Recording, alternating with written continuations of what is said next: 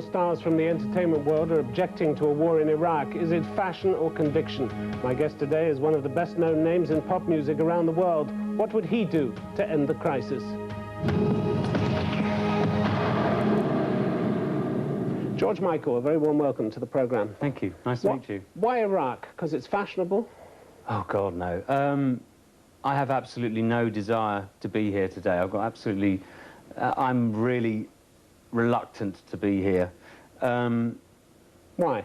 Simply because, in all honesty, I was kind of first out of the trenches in terms of entertainers that were going to get behind something which would divide, which at the time was so divisive that if you're approaching a subject as divisive as Iraq was 6 or 8 months ago, then you're taking a big risk as an entertainer, because you're going to alienate a lot of people, and I did very, very quickly, and I was completely pilloried, really, for having the audacity to be a pop star who's in the mainstream, as opposed to a rock star or, you know, some kind of protest singer. But there's no such thing as bad publicity, is there?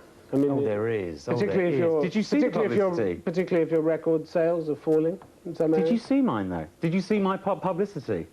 Did you see any of it? It was absolutely dire. And I'd like to add, I have absolutely no... my record sales are not falling. I released 2 singles 6 years after my last album. And my fans are now 35 on average, right? There was a piece on Channel 4 about 3 or 4 months ago where an artist was challenging Woolworths because they were not stocking their records. And so they had a representative of Woolworths on, and this woman said, well, we've done our market research for Woolworths, and we know that the singles market of 2002 is teenage girls between the ages of 11 and 12. That was as wide as it got, 11 and 12.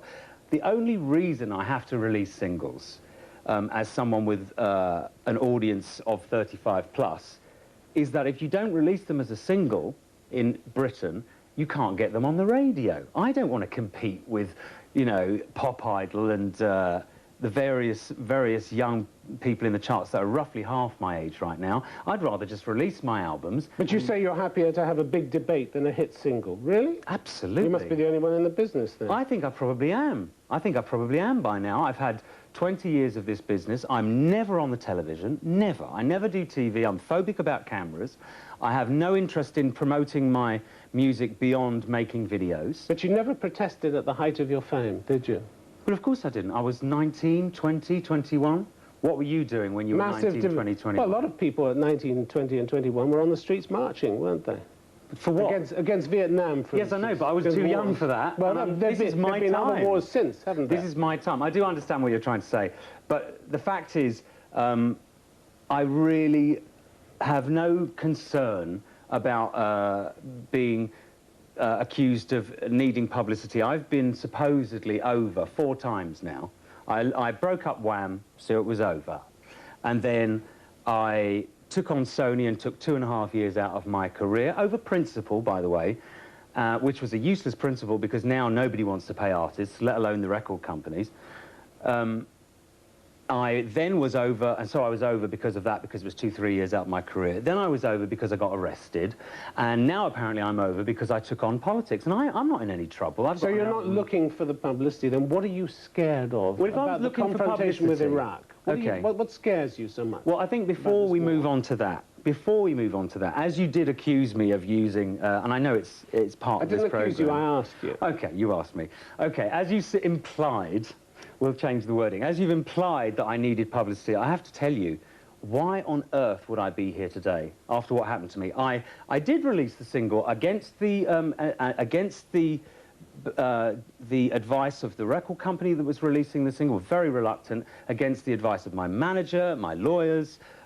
Everyone told me radio will not play it. These days, the control that the government has over radio and television is phenomenal. They won't play it. I didn't believe them. All right, so you took a risk then. And I lost. And I lost. So why am I here? I lost. So tell me what you're so scared about in Iraq. I'm not scared about Iraq. I'm scared about Mr. Blair and his attitude to the future. I think we're at a watershed moment September the 11th was the first part of this watershed moment, and this is the tail end of it. September the 11th was so obviously directed at America to provoke a response, and the response was supposed to be revenge. We've spent something close to, what is it now? So something close to 18 months trying to prevent that knee-jerk reaction. And if all it's been is delay, then what was the point? But there wasn't a knee-jerk reaction, was there? No, there wasn't. But you don't think this is... There's been a properly considered reaction, consultation around the world, hasn't there? Has there? Hasn't there? I don't see any consultation. American politicians? I see a lot of bullying. Trekking around the world? Yes, but do you see them actually saying anything but terrorists? It's either the terrorists or us. Your complaint is that there hasn't been a debate, that the newspapers... No. My complaint was 8 months ago was that there was no debate. So you've had plenty of debate since then? Oh, yeah, all of which is being ignored. That's my point. I'm here because I'm ignored proud. By whom? By the Prime Minister. Well, he's seen the need to go out and make the case for what he believes in. Yes, that's a response to the debate, isn't it? Absolutely. And do you not think that his voters have told him they're not convinced by that? Some have. Some have. No, 91% The country's not united. 91% said without the UN, they didn't want to go in. Do you think that's close to unanimous? You were so much aligned with Blair and Cool Britannia, weren't you?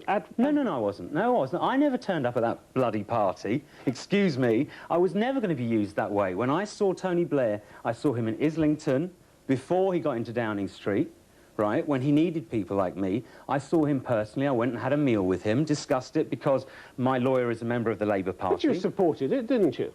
When? Then. Supported what? The Cool Britannia.